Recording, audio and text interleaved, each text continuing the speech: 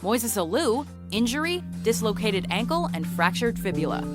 The lack of physical contact makes baseball one of the safer sports, but the injury suffered by Montreal Expos outfielder Moises Alou was truly horrific. Playing at St. Louis's Busch Stadium on September 16, 1993, Alou shot a ball into left field and subsequently took a wide turn while rounding a base. As he attempted to stop and retreat to the bag, his ankle snapped and looked as though it had been turned 90 degrees. Even an umpire seeing exactly what we saw couldn't look. Alou had to be carried off the field and missed the rest of the 1993 season. Number 7. Sid Vicious, injury, snapped tibia and fibula. I don't think anybody can see this video and not feel something in the pit of their stomach. Wrestling is supposed to be scripted and choreographed, but we have a hard time believing this injury to Sid Vicious was planned.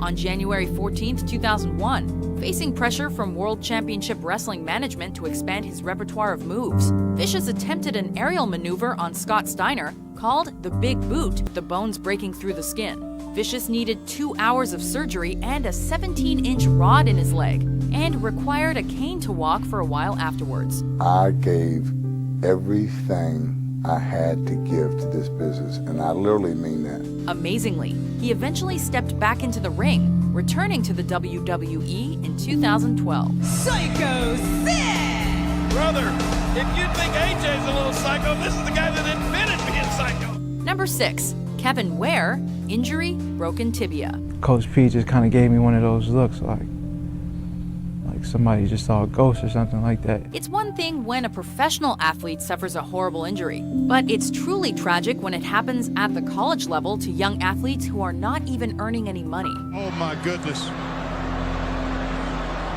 That is a gruesome looking injury to Kevin Ware.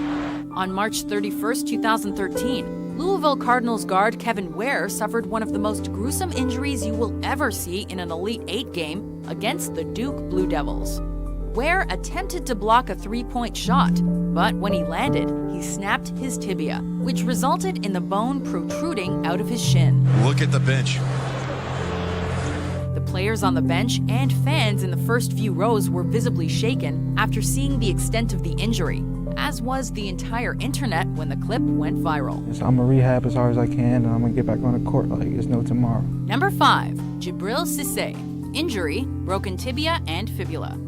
Some people have the worst luck, and while Djibril Cisse is a football star, we'd still say he has some bad luck, as he broke both of his legs in the span of less than 2 years.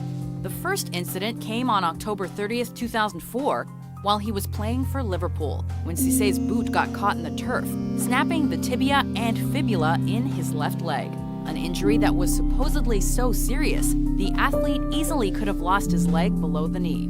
Then, while playing for France in a warm-up game against China on June 7, 2006, Cisse's right boot got caught in the turf once again, resulting in another nasty broken leg. The kick to the back of the leg, and it is broken right there, and Cisse's World Cup is done. Amazingly, Cisse recovered from both injuries and scored more than 50 goals over 2 seasons from 2009 to 2011. Cisse! And they've got it back to 2 apiece.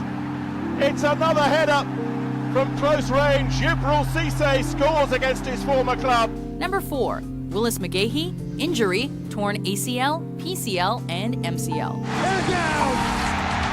Against Ohio State, the Hurricanes found themselves down 17-14 in the fourth quarter. mcgahee caught a screen pass, but was immediately hit low by Ohio safety Will Allen. mcgahee's knee bent backwards, resulting in ACL, PCL, and MCL tears. To end this entry on a positive note, after a long rehabilitation process, mcgahee eventually made the NFL and had a successful career. I mean, it feels good because, a lot of people counted me out coming into this year. And, nobody expected me to do this but me and my coach. And, Coach Fox, they have faith in me. Number 3. Joe Theismann, injury, comminuted compound leg fracture. Washington Redskins QB Joe Theismann had a successful NFL career that saw him win 1 Super Bowl. However, he may be best remembered for suffering through what was labeled by the Washington Post as the hit that no one who saw it can ever forget, and the resulting injury that ended his career on November 18, 1985. Dropping back to pass in a Monday Night Football game against the rival New York Giants, Theismann was hit by Lawrence Taylor, with Gary Reasons and Harry Carson also piling on. Taylor's knee hit Theismann with such force that it snapped his tibia and fibula. You know it's bad when the opposing players are desperately calling for medical assistance. And it was bad.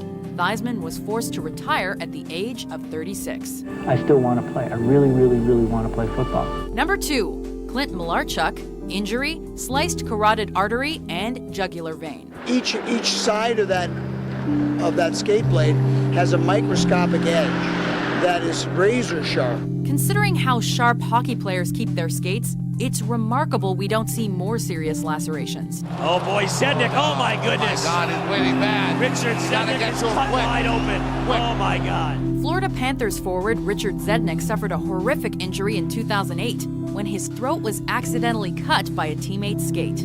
But nothing compares to Clint Malarchuk, the goaltender for the Buffalo Sabres. Malarchuk and his team were facing the St. Louis Blues on March 22, 1989, when the goalie's carotid artery was severed by a skate blade in a collision in the crease. Oh, look, man! That is the... Oh, my God. Oh, please take the camera off and don't even bring it over there. Though Malarchuk had already requested a priest, his life was miraculously saved by the team's athletic trainer, a Vietnam vet and a former Army medic, who pinched off the blood vessel until doctors arrived. In total, Malarchuk lost 1.5 liters of blood and required 300 stitches. Before we unveil our number 1 pick, here are some honorable mentions. And watch this punch and look at the blood spray out of it. You know, I can see it there. Look at that. Oh man, that is nasty. And the pupil of his eye pops out of the socket.